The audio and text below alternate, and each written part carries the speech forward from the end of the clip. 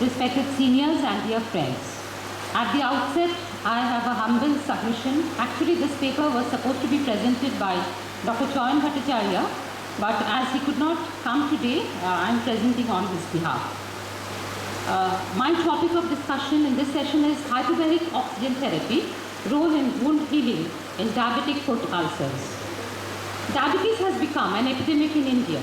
More than 10 lakh diabetic patients with foot ulcers are at any one time in India. 7 out of 1,000 patients will be amputated with diabetic foot ulcers.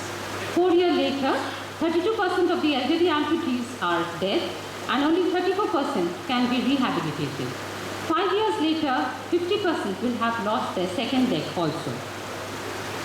Diabetic foot ulcers are a common and serious complication of diabetes. Treatment often requires long-term hospital admission and frequent outpatient visits. Furthermore, loss of mobility poses a great burden on the patient and the healthcare system. At centers of excellence, 19 to 35% of the ulcers are reported as non-healing. Thus, despite improvements in healing diabetic foot ulcers, there is still a need for new treatment strategies and methods. The aim of this study was to evaluate the effect of hyperbaric oxygen therapy in the management of chronic diabetic foot ulcers. Institutional ethical committee approval was taken and 43 patients were enrolled. Chronic non-healing ulcers treated for 30 days conventionally were included. They were divided into 2 groups. Group HB received HPOT and protocolized wound healing therapy with management of blood sugar, and Group CT, that is the control group, received only the protocolized wound healing therapy and management of blood sugar. Inclusion criteria had patients with diabetes and at least 1 full thickness wound below the ankle for more than 3 months. All patients were assessed by a vascular surgeon at the time of inclusion, and only patients with adequate distal perfusion were included in the study. Oral or local antibiotic treatment did not exclude patients from study participation. Exclusion criteria for study participation were contraindications for hyperbaric treatment like severe obstructive coronary disease or pulmonary disease, malignancy, and middle ear problems. Current drug or alcohol abuse, vascular surgery in the lower limbs within the last 2 months were also excluded. Informed consent was taken from all the patients, randomly allocated to 2 groups. All the patients received standard wound care therapy, that is treatment of infection, debridement, offloading, and metabolic control according to our hospital protocol.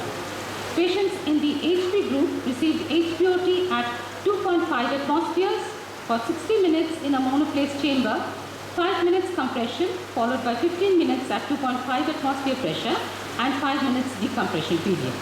Patients in the control group received protocolized wound management therapy.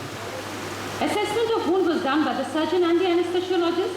All ulcers were evaluated by the Wegener's classification. Wound swab culture was done and antibiotics were given as per the culture sensitivity report. Glycemic control was done.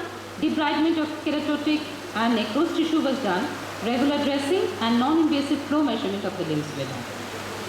Wegener classification, as we all know: grade 0, no ulcer; grade 1, superficial ulcer involving full skin thickness; grade 2, deep ulcer penetrating down to the ligaments and muscle, but no bony involvement; grade 3, deep ulcer with cellulitis or abscess or with bony involvement; grade 4, localized gangrene; and grade 5 is extensive gangrene involving the whole of the foot. Endpoint of the study was regression of wounds from Wegener's class 4 or 3 to class 1. An ulcer was considered healed when it was completely covered by epithelial regeneration and remained so until the next visit in the study. Wegener grade 4 ulcers were considered healed when the gangrene had separated and the ulcer below was completely covered by epithelial regeneration. Statistical analysis was done by the SPSS software, and a p-value of less than 0.05 was statistically significant. The results of demography, we see that there is no statistical difference between the 2 groups in regard to age, sex, smoking habits, glycosylated hemoglobin, and leukocyte count.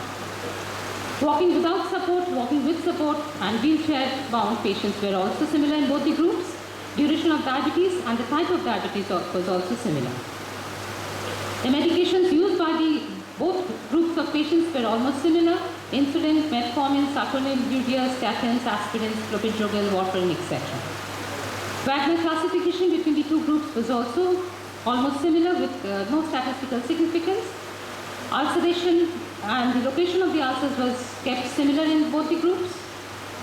Antibiotics were given orally. Adverse events like hypoglycemia within 6 hours after treatment occurred in 4 and 2 patients in the HPOT and the control group respectively, which was not significant. Oxygen toxicity, seizures or pneumothorax were not seen in any of the patients. Effect on ulcer healing, that is the results of the study.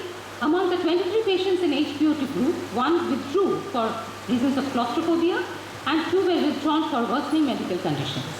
Regression to Wagner grade 1 was achieved in 1 month period in 16 of the 20 patients in the HPOT group and only 6 in the control group. So to conclude, this is an ongoing study. Follow-up is going on and will be continued for another year.